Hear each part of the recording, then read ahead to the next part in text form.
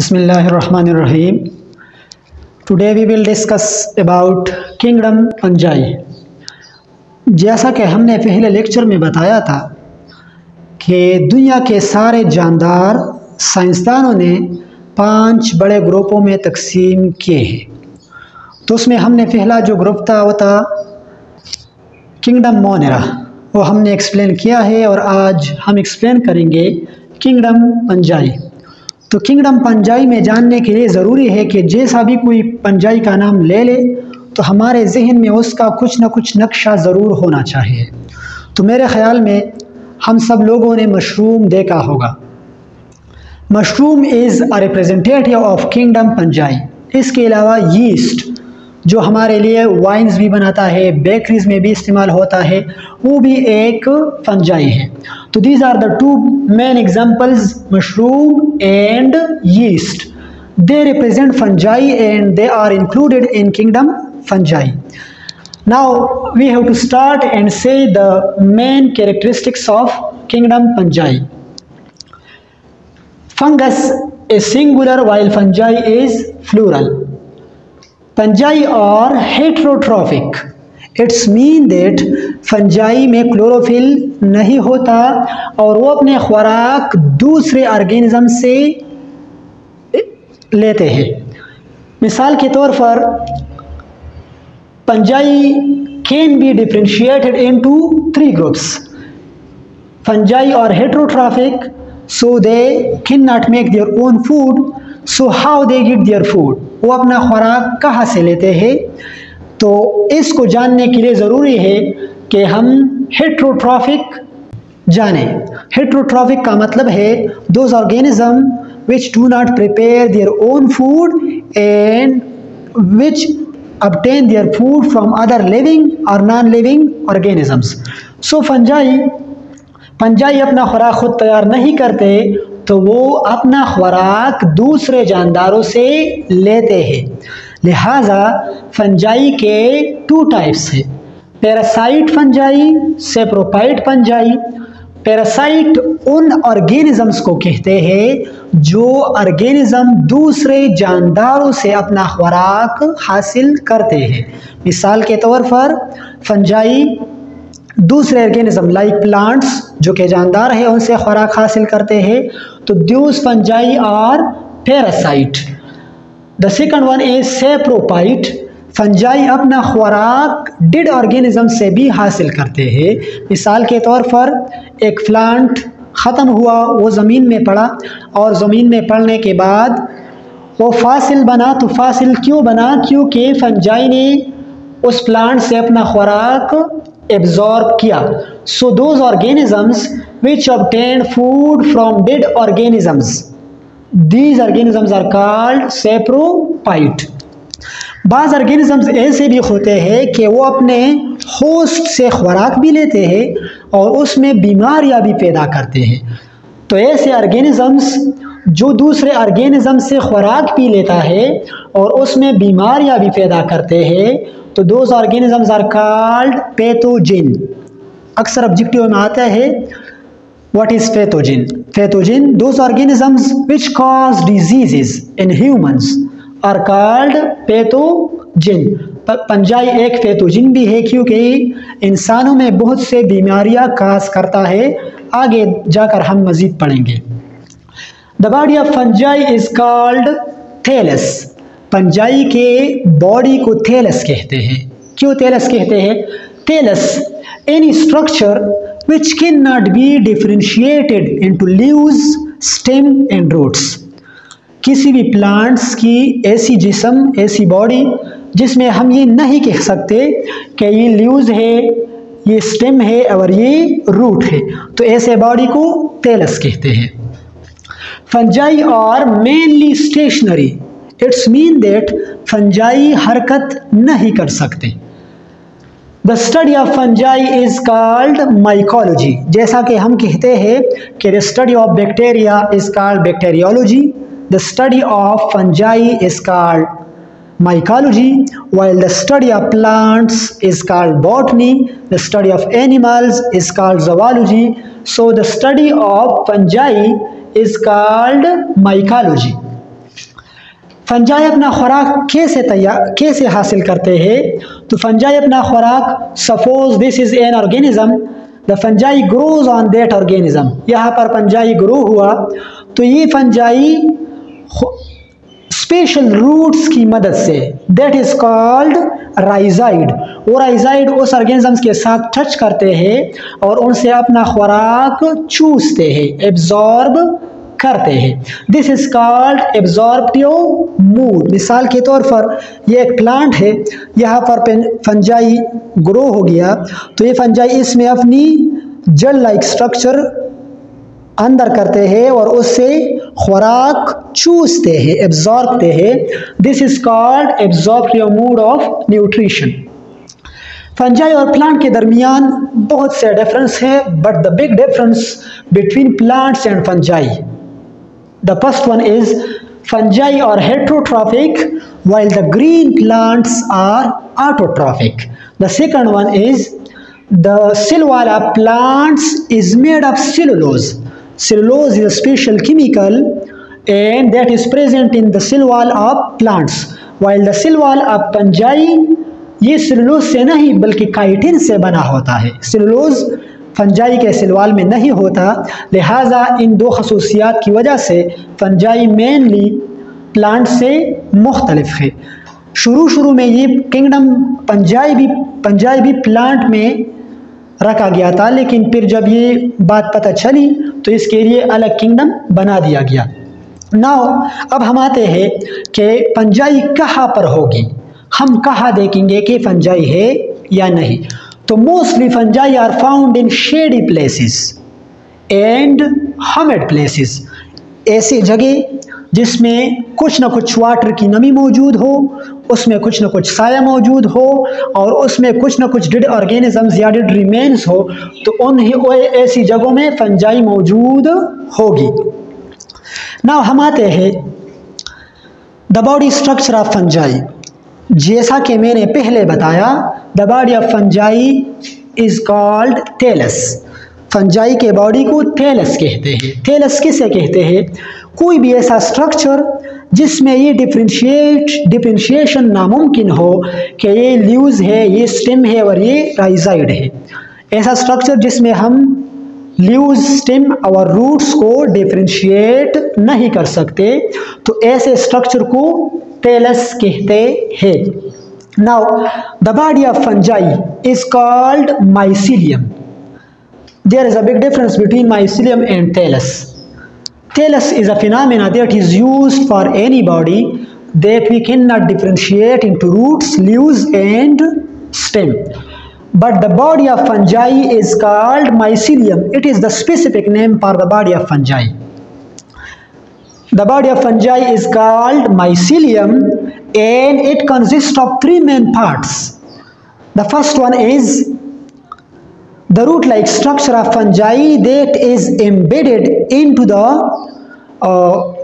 thing from which it gets the food. For example, here as you can see, these are the rhizoids. What are rhizoids? Rhizoids are root-like structure. This is not actual root. ये root-like structure है। इसमें और root में क्या फ़र्क है? इसमें और रूट में ये फ़र्क है कि रूट हार्ड होता है, जबकि फंजाई के जो राइजाइड्स है ये सॉफ्ट है, ये हार्ड नहीं है। So the root of fungi is called rhizoids while the stem of fungi is called hyphae, जबकि स्टेम के ऊपर एक सर्कुलर गोल सा स्ट्रक्चर होता है जिसको हम कहते हैं sporangium. What is sporangium? Sporangium में छोटे छोटे स्पोर्स होते हैं जिससे फंजाई अपना नस्ल बढ़ाता है। मिसाल के तौर पर जब ये फंजाई ग्रो होगी और एक वक्त आएगा जब ये स्पोरेंजियम रैप्चर होगा, तो रैप्चर होने के बाद हवा के जरिए स्पोर्स इससे निकलेंगे और ये स्पोर्स जहाँ भी जाएंगे, जिस जगह पर भी पड़ेंगे, suppose the spores got into this place, on the return of suitable condition a new fungi will grow. So these spores are basically the reproductive bodies which increase the population of fungi. So now we coming toward importance of fungi. क्या fungi हमारे लिए अहम है? Fungi का हमारे ज़िंदगी में क्या रोल है? फंजाई की क्या अहमियत है? This is called importance of fungi. Fungi useful भी है और हार्मफुल भी है। यूज़फुल कैसा है? तो many of the fungi are used as food. Fungi is also a source of food. For example mushroom, mushroom हम भी खाते हैं, लोग भी खाते हैं, तो these are called edible fungi. Edible fungi, edible fungi वो होते हैं जो खुराक के काबिल हो, एडिबल फंजाई। इसके अलावा बहुत से फंजाई ऐसे हैं जो हमारे खुराक बनाने में इस्तेमाल होते हैं। मिसाल के तौर पर यीस्ट, बेकरीज, वाइन्स वगैरह बनाने के लिए यीस्ट की ज़रूरत होती है और यीस्ट के बगैर ये चीज़ें नहीं बन सकते। The second main usefulness is medicine. A lot of medicines are obtained from fungi. Fungi से बहुत से मेडिसिन्स ले सकते हैं। मिसाल के तौर पर the first antibiotic penicillin, it was obtained from a fungus Penicillium notatum in 1928 by Alexander. This is the main point. दुनिया में पहला एंटीबायोटिक फंजाई से ली गई और ये 1928 में अलेक्जेंडर फ्लेमिंग ने पेनिसिलियम नोटेटम से ली थी। That antibiotic is called penicillin. So fungi हमारे मेडिसिन में भी एक अहम रोल अदा करते हैं। The third one main function is decomposition. What is decomposition? Fungi और बैक्टीरिया मिलकर हमारे माहौल को साफ करते हैं। जितने भी ऑर्गेनिज्म मर जाते हैं, डेड हो जाते हैं, तो उसको सॉइल में कन्वर्ट करने के लिए फंजाई प्लस बैक्टीरिया काम करते हैं, उनसे अपना खुराक लेते हैं और हमारे माहौल को साफ करते हैं। This process is called decomposition. इसके बाद हम आते हैं हार्मफुल एस्पेक्ट्स। क्या फंजाई हमारे लिए नुकसानदेह है? इसका जवाब देने के लिए हमें ये जहन में रखना चाहिए, yes, fungi is also harmful for living organisms. क्यों? क्योंकि ये लिविंग ऑर्गेनिज्म में डिजीज काज करते हैं। So this is also very important because disease in human should be noted. अक्सर हमारे बालों में खुश्की होती है, दिस इज कॉल्ड डैंड्रफ। तो डैंड्रफ क्यों बनती है? डैंड्रफ की वजह एक फंजाई है, दैट इज कॉल्ड माइक्रोस्पोरा फरफर। उस स्पीशी का नाम है माइक्रोस्पोरा फरफर, जो ह्यूमंस हेयर में डैंड्रफ काज करते हैं। इसके अलावा हमारे बदन पर एक बीमारी लगती है जिसको हम रिंगवर्म कहते हैं। पश्तो में स्पूनी, स्पूनी चिस्तवई नु स्पूनी सन जुड़ेगी। स्पूनी बेसिकली द फंजाई द वजह न लगी। इसके अलावा एनिमल डिजीजेस, बहुत से एनिमल डिजीजेस भी फंजाई काज करते हैं, जैसा कि athletes foot and mouth disease. जानवरों के पाँव और माउथ के जितने भी डिजीज है वो ज़्यादातर किससे लगते हैं? वो ज़्यादातर फंजाई से लगते हैं। Now we coming to plants disease. A lots of diseases are also caused by fungi in plants. For example, बाज़ औक़ात गंदम के गोशे में एक ब्लैक सा पाउडर बनता है या मकई के गोशे में, so that is called rust and smut.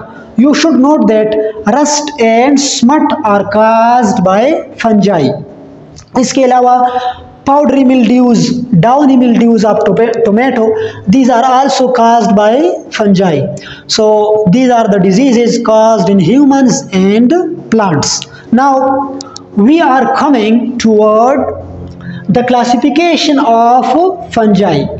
Fungi को मेनली 4 ग्रुप्स में तकसीम किया गया है। ये बड़े ग्रुप्स है, बड़े। The first group is phycomycetes. This is also called lower fungi. Lower fungi. The example of phycomycetes is rhizophus or black bread mold. आपने अक्सर देखा होगा कि सूखी रोटियों को हम जब देखें 3-4 दिन बाद तो उसके ऊपर एक ब्राउन और ब्लैक सा चीज़ अफियर होता है, दैट इज कॉल्ड राइजोफस. पसड़ो रोटो ची कम सीज राखी जी कना नागे तमुंगा राइजोपस वायु या और तब ब्लैक ब्रेड मोल्ड वायु और दा बेसिकली पंजाई दा. दिन अलावा the second group is basidiomycetes. Basidiomycetes or Basidiomycota is the second group of fungi. The representative of this group, इस ग्रुप में कौन कौन से फंजाई है? यीस्ट. यहाँ पर आप ये नोट कर ले, yeast is microscopic fungi. Yeast जो है ना ये माइक्रोस्कोपिक फंजाई है, ये हम सिर्फ माइक्रोस्कोप के जरिए देख सकते हैं और इसको आम आंखों के जरिए नहीं दे सकते. सो यीस्ट इज माइक्रोस्कोपिक फंजाई. इसके अलावा इस ग्रुप में आते हैं अस्परगिलस एंड पिनिसिलियम. पिनिसिलियम एक फंजाई है. The complete name is penicillium notatum and और इससे हमने पहला एंटीबायोटिक मौसूल किया था जिसे पिनिसिलिन का नाम दिया गया है. The third class is Ascomycota or Ascomycetes. Ascomycota includes Agaricus. Agaricus mean mushroom. Mushroom पदे ग्रुप के राजी और mushroom तमुंगा पुख्तो के खरेड़े वायु नो खरेड़े राजी Ascomycetes के. The fourth group is Deuteromycetes and the representative of this group is Cercospora. Cercospora is a fungi, but keep in mind that this group is called imperfect fungi. Imperfect fungi. This group is called lower fungi, and these are the 4 main groups of fungi. Now we are coming to explain the summary or main points. अगर आपने main points जो इस lecture में है, fungi singular fungus, इसके मिसाल mushroom, yeast, moulds. Fungi और heterotrophic, इसका मतलब ये है कि फंजाई में क्लोरोफिल नहीं है और अपना खुराक खुद तैयार नहीं कर सकते. हेट्रोट्रॉफिक तो इसमें फिर 2 कैटेगरीज है. पैरासाइट उस चीज़ को कहते हैं जो दूसरे जानदारों से अपना खुराक लेते हैं. सेप्रोफाइट उन चीज़ों को कहते हैं जो दूसरे डेड ऑर्गेनिज्म से अपने खुराक हासिल कर सकते हैं. सो फंजाई में भी पैरासाइट और saprophyte depending on their nature. Fungi are also pathogens. अक्सर ऑब्जेक्टिव में आता है what is pathogen. Disease causing organisms are called pathogen.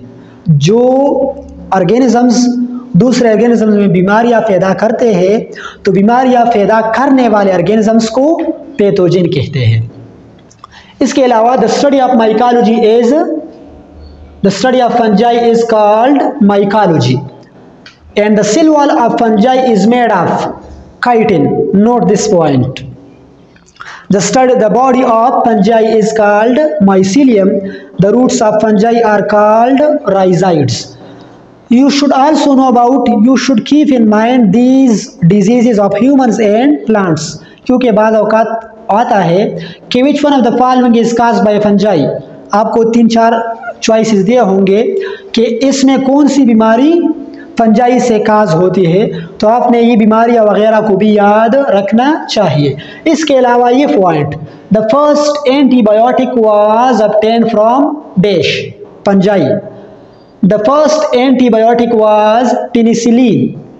The first antibiotic was obtained by Alexander Fleming in 1928.